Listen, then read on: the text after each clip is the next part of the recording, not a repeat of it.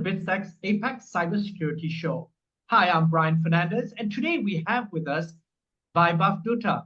He's the Associate Vice President and Global Head of Cybersecurity Products and Practice at Tata Communications. Now, Tata Communications is a global digital ecosystem enabler powering digital transformation for enterprises, including over 300 of the Fortune 500 companies. It handles 30% of global internet traffic and connects businesses to 60% of the world's cloud providers.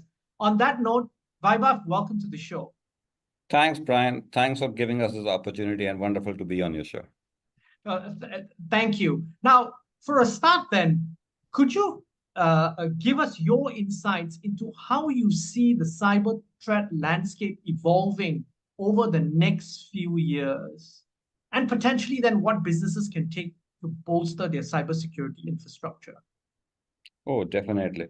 So, Brian, if you see, from last, 3-4 years, how the threat landscape has changed. We see the digital portfolio, the digital expansion has completely outlooked and outshaped how the threats, today are targeting the business. Today, we also see a lot of geopolitical impact. The current situation in the Middle East, is a relevance of how it could relevant towards a cyber warfare in future. We also see a lot of attacks targeting the critical systems, the critical infrastructure, the operational technology security components, which are becoming more and more prevalent because of these targeted attacks on the critical infrastructure. As we also are seeing the adoption of AI for successful detection of the attacks, but we also see AI being used to target some of the businesses. So this is where we see, some of the key fundamentals, where the threat landscape would keep on evolving with AI, with all these new attack patterns, and the organizations today have to become more and more predictable in identifying these threat landscape. And that is what we are seeing happening today. And also one of the key things is you pointed out, it's really an arms race, isn't it? So the bad actors and the good actors are using the latest tools. And because now the cyber threat and the bad actors are really well organized, and it is literally organized crime at the protective end of the landscape, which is folks like you, Vaibhav, you really have to keep evolving faster than the bad guys. I mean, that is a race today, right, Brian? As you mentioned, we are both, in the same race at this point in time. We are fighting together. See, it's important to understand that some of these new age technologies, we need to, as a service provider, as a practitioner from a security point of view, we need to create that cutting edge technology. We need to use those, patterns to identify the threats, the attacks, and make the business, up and running for our customers. And that is what the key is, to use these technologies, to use AI, to use the next gen, technologies to protect the customer. And that is where the platform-centric approach, which Tata Communication always believes in, comes very handy, where we help customers by stitching all those point solutions into a platform and use platform to have a complete visibility of their security posture. And that is important. Vaibhav, I want to drill down on that because so you've brought up an interesting thing. And again, there's a slight bias there on your side, but then let's delve into this. So you talk about platforms, which is really around the thinking that there is a benefit around consolidating all your cybersecurity vendors into one platform with one vendor who can look through everything and then make sure that there are no gaps. Because traditionally, if I'm a CISO, I may have different solutions at different points. I may have neglected one critical area, which is a backdoor for the bad guys to come in. Walk us through then your approach and how then you help customers, and talk about your recent Palo Alto Networks partnership as well to help you simplify vendor management. Definitely, Brian. So if you see Tata Com, we are a ComTech player. We are helping customers in connecting their ecosystems with our digital fabric. Our digital fabric consists of, network fabric, cloud fabric, IoT fabric, interaction fabric. All these fabric are governed and controlled with a security, governance. So a cloud security is very, very important for cloud fabric. Network security is very, very important for network fabric. When we talk about platform, we talk about platform, which is a platform which is unanimous across all these fabrics. And that is where, has always been two school of thoughts, right? Defense in depth is something which we have always been born and brought up with, right?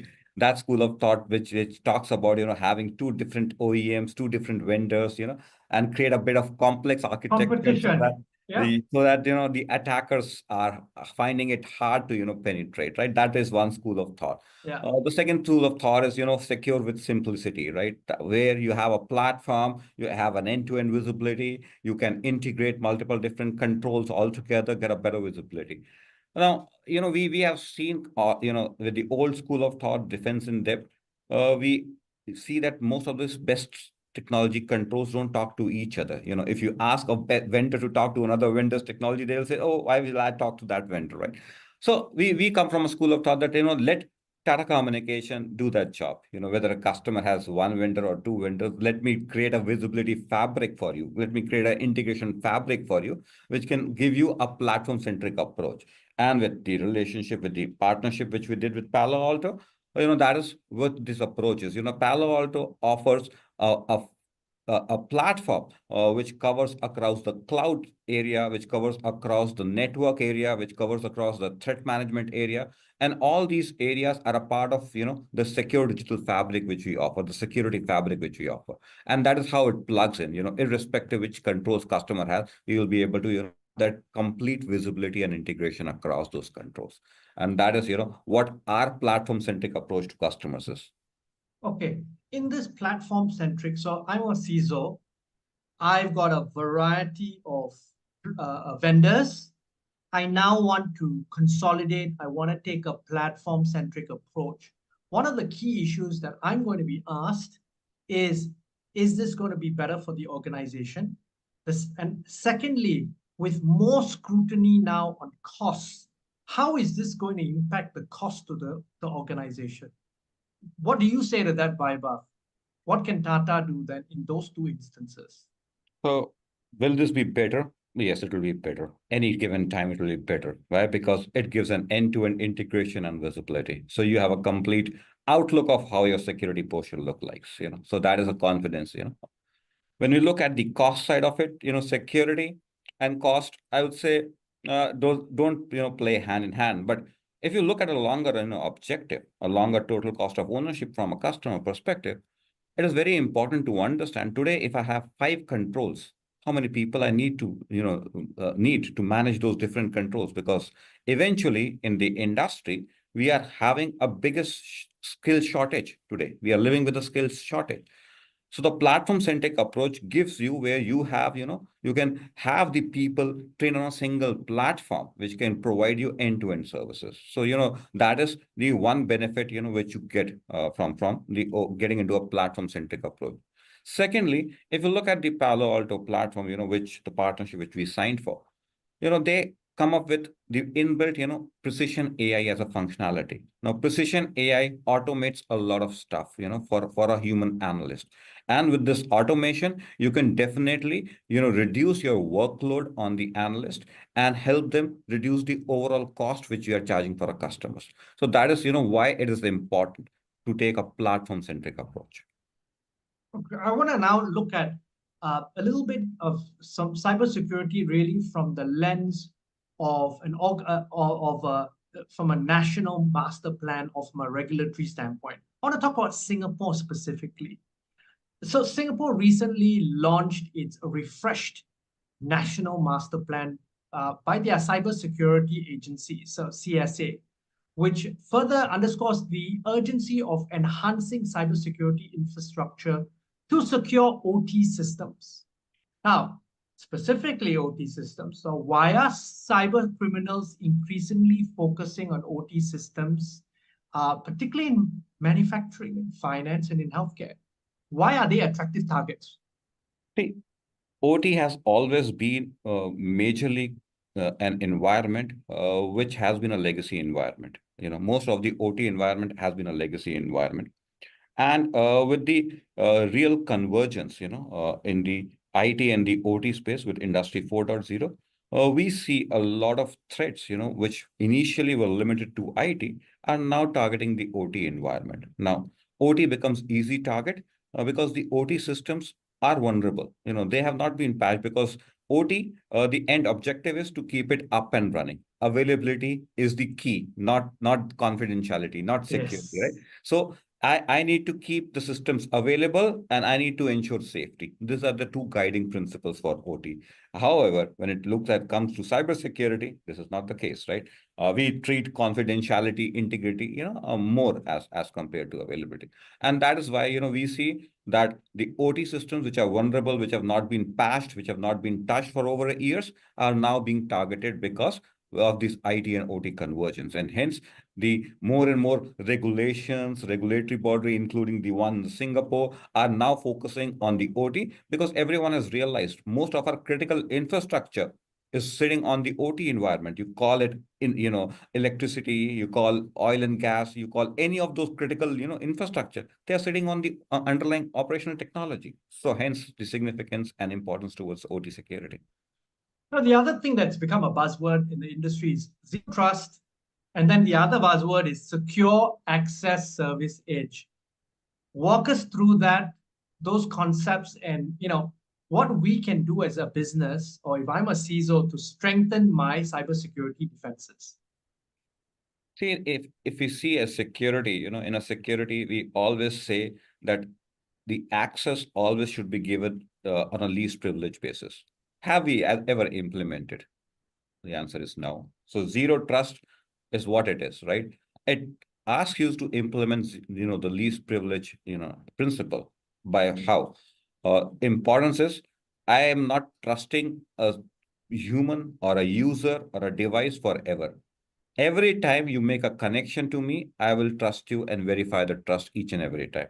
That is the basic principle of zero trust. Identity becomes the key. That is what the, important aspect of zero trust is. The context of where the user is logging in from becomes a very, very significant, important, criteria. And the device from which user is logging in. All these three concepts, should be collided together to identify whether the user should be given access or whether the machine should be given access or not. This is what zero trust is, and that is a buzzword. I agree, Brian, but it's an important buzzword, which organization needs to adopt to keep them secure. Same goes with the SASE, SASE, which is the secure access service edge, a combination of secure service edge and the SD-WAN, actually a unification of both the network controls and the security controls coming together definitely provides a very, very added advantage to the customers. Why? Because they are significantly able to merge these two and hence, have a complete visibility as well as a better performance. Having said that, they are having a better control from a security posture also. So these are buzzwords today, but the buzzwords which are being adopted by the customers today, across. And it is important for customers if they want to stay connected and secure to adopt these principles. Now, Vaibhav, let me wear the hat of a chairman of a board of a large conglomerate in Southeast Asia. What are some of the things that I need to be aware of, in addition to my CISO, to protect my business, and what are some of the key trends of 2025 that we need to be aware of? Oh, see, the biggest trend is how do you use AI in a secure fashion? Every organization today is adopting AI. So how do I have the security aspects, embedded as a part of my AI adoption plan? Point number one. Point number two, how do I control my supply chain security? Today, we are seeing a lot of attacks happening because of the supply chain, third-party security. And thirdly, how do I have a complete visibility of my digital landscape? Across business units, CISO is not the only person who will be responsible. Business takes their own decision of, adopting a new SaaS platform, adopting a new cloud platform to enable business to make it more agile. how do I have a complete visibility? I guess, these three will continue to remain some hot topics for 2025, and organization, at least the C-level as well as the board, needs to focus upon these three things. Vaibhav, it's been a great conversation. I learned a lot. I need to do more research after this interview based on what you said. But before we leave, any final thoughts you'd like to leave the audience with?